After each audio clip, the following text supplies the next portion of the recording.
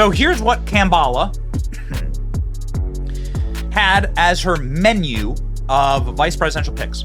It started off with like a slate of like 6 or 7 dudes, all right? There's always going to be a dude. There's always going to be a white dude, all right? It's like going to a, your local delicatessen for a late lunch, and you're like, do you have any crisp whites? Do you have any young whites? Do you have any old whites? And you're looking at the wine list. This was what Kamala's list had on it, all right? She was just shopping whites for this list. Now, who was she going to go with?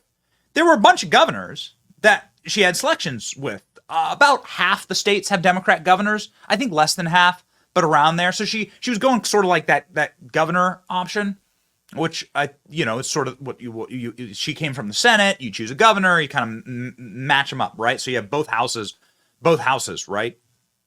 You have the executive branch, and then you have the legislative branch, right? And that typically makes a good ticket. Everyone dropped out. This is what I find particularly interesting. Everybody dropped out. All right. Now, I'm waiting for like deep sourcing on how this all happened. But all of these governors, like these semi-moderate governors, I don't know how the hell Kentucky has a Democrat governor, but they do. Bashir is his name. Roy Cooper from North Carolina. These are like the Democrat governors. These Democrat governors were like, I'm out. They meet Kamala one time, and she's like, they're like, I'm out. And so Kamala was left, and by the way, we have, tangle my earpiece here. We do have our Kamala poster. There we go. So Kamala was left looking very much like this, all right? She was left screaming and angry because all of the VP candidates that she wanted were out. They were like, I'm out. And she was left with 2. There's this very creepy guy who has this horrible past history of covering up sexual harassment, covering up straight-up homicides in Pennsylvania. His name's Josh Shapiro. Josh Shapiro also, this is a very, very interesting little bit of his past. Josh Shapiro worked at an Israeli army base. Did you know this? That's pretty interesting.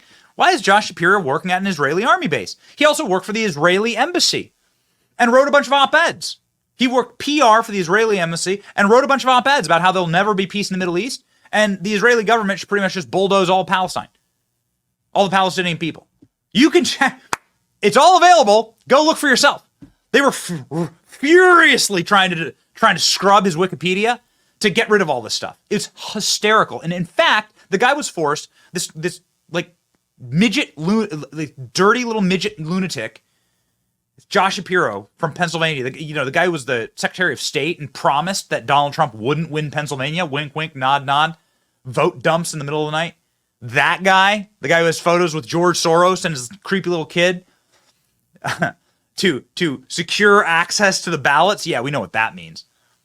So little midget Shapiro crawls out this weekend and does this deeply extremely humiliating apology for his own religion. I'm not, I don't consider myself I'm not like some Orthodox guy. I'm a simple Christian is what we always say on this program. And we're not ashamed of that. We say Christ is king on this show. We're not ashamed of that. You'll never be able to offer me anything. Nothing. Take it all away. Take it all away. Okay, except for my family. I'll die for my family. But let me tell you something. I'll never ever go on camera and apologize for Christ. I'll never go on camera and like, please forgive me for my Christianity. Oh, rip my shirt. I'll never do. What a humiliation. Dude, you either believe it or not. Own it, you coward. You cretin. This guy, they trotted him out. I don't know if we have any clips of it. Do we have clips of this? Give me some of the Wikipedia scrubbing and stuff. We have a ton on Tim Walz, but I just want to show you how humiliating this all was. Of course, it's all because Kamala, Hamasala. I don't know. I don't think that worked. Don't add that to the list. But let's say Hamasala for the sake of fun, having a laugh at this situation they've got themselves into. You remember when the new iteration of BLM was the Hamas holes, and they went and they were burning campuses down, they were taking over campuses, they were torching the American flag, they continued to torch the American flag. We got like those iconic photographs of those dudes who held up the flag in North Carolina. Like, that's the power of the Democrat Party. Power of the Democrat Party inside of like the prism of wokeness is the victims are always going to be the hierarchy. And in the mindset of the Democrats, the Palestinian people or Muslims who live inside of Israel are the victims. And so being on the side of Israel is being on the side of the oppressor. I'm not saying that that's correct. I'm just saying that's how their entire worldview is that. Creates a deeply anti-Semitic, just pop it up, just roll, we're just rolling. Creates a deeply anti-Semitic worldviews. And Josh Shapiro, who is Jewish, and who's the practitioner of that faith, and who did what a lot of people do, which is to go work at a kibbutz in Israel. He worked at a kibbutz, and then he worked on an Israeli army base. Then he worked for the Israeli embassy. Now that's, okay. Now that, I mean, there you go. He worked for the Israeli embassy in Washington, D.C. as a PR flack. Did you know this? So he did public relations. I'm not saying that's wrong. I'm saying that is like cursed anathema to the modern Democrat Party, which is the largest vehicle for anti-Semitism in the Western world, is the modern Democratic Party. They hate Israel because of the paradigm that they have adopted, they've brought unto themselves. It wasn't always that way, but it is that way today. They hate Israel with a burning passion. And if you are pro-Israel, then you're part of the oppressors. You're part of the oppressor dynamic. And you're not allowed to be that. This all plays into the Walsh pick, okay? Because Walsh is did the exact same thing, just with BLM. It's the same thing. What Kamala is doing, kneeling to Hamas. So this is like Kamala putting on her kente cloth or whatever the similar thing would be. This is them scrubbing Josh Shapiro's Wikipedia. They just scrubbed Josh Shapiro volunteering for the IDF from his Wikipedia page. So this is what they forced the guy to do.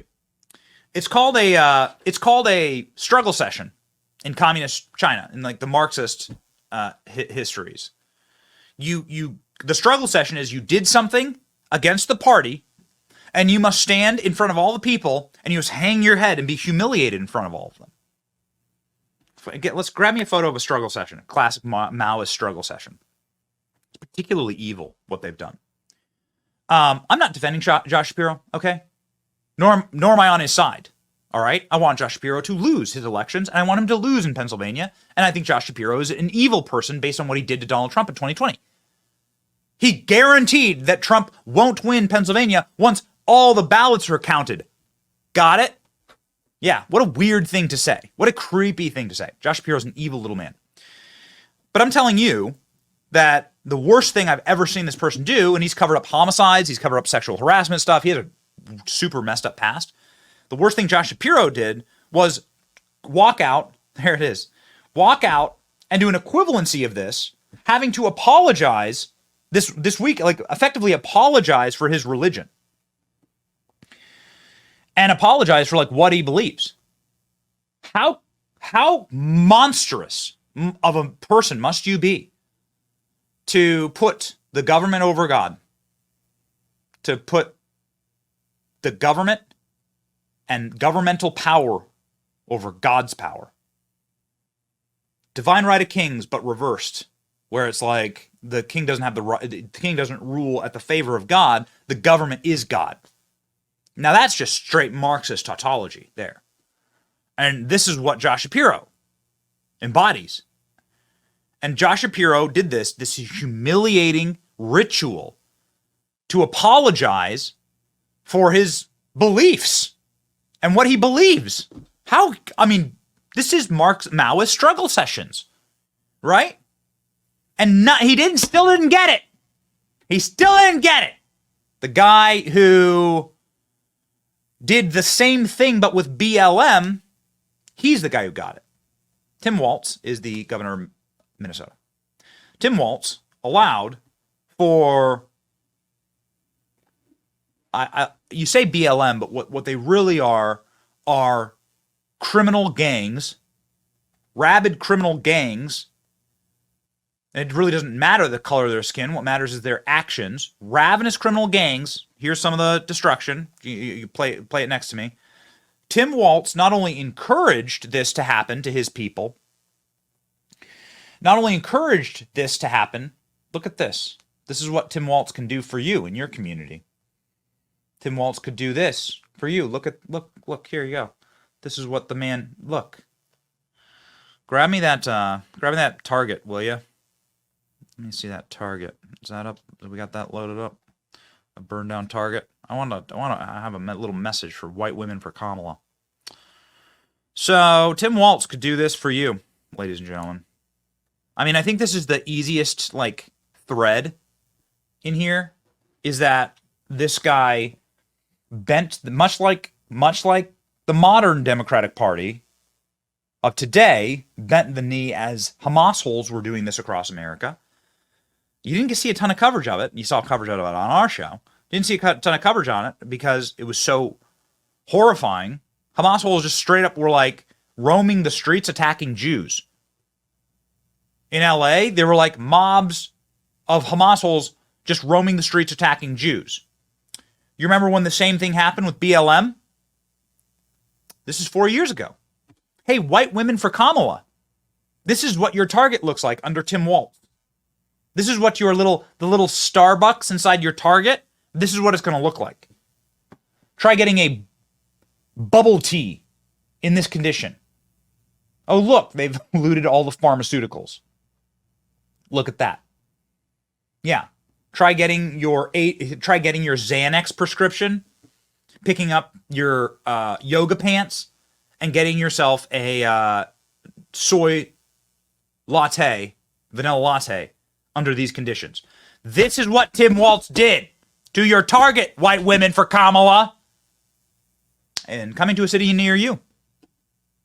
Amazing, ladies and gentlemen, amazing. The guy is a psychotic radical. We're just going to go through. Let's go through a real quick roll of who Tim Walz is.